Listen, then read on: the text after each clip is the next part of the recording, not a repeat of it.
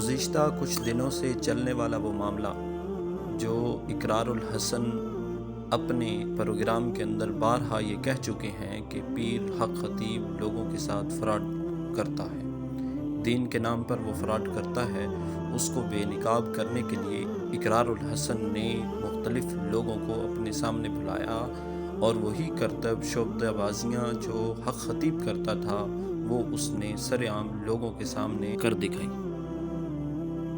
آج اقرار الحسن 14 فروری کو حق خطیب کے آستانے پہ پہنچے اور لوگوں سے ملے جو کہ اس کے مریدین اور چاہنے والے تھے۔ انہوں نے اقرار الحسن کو دھمکیاں دی اور لڑائی کی، دست و گریباں ہوئے۔ لوگوں کے ساتھ معاملات جب خراب ہوئے تو پولیس نے اقرار الحسن کو اپنے حصار میں لے لیا اور ان کی حفاظت کی۔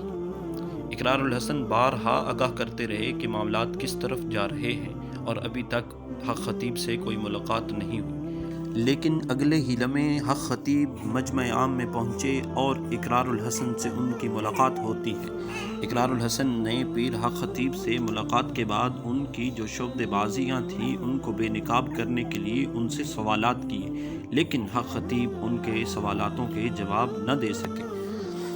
اقرار الحسن کا دعویٰ تھا کہ پیر حق خطیب کو ایک آیت بھی ٹھیک طرح سے نہیں آتی۔ ان سے سوالات کیے کہ ہمیں بتائیں کون سا دم کرتے ہیں، کس طرح لوگوں کو شفا ہوتی ہے، کہاں سے علم حاصل کیا، لیکن وہ ان کے کسی ایک بات کا بھی جواب نہ دے سکے اور اسی طرح شور کرتے رہے اور اپنی جان بچانے کی کوشش کی۔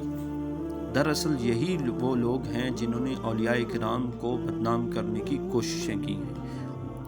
اور اپنی ذات کو بچانے کے لیے تاجدار ختم نبوت کا نعرہ بلند کرتے ہیں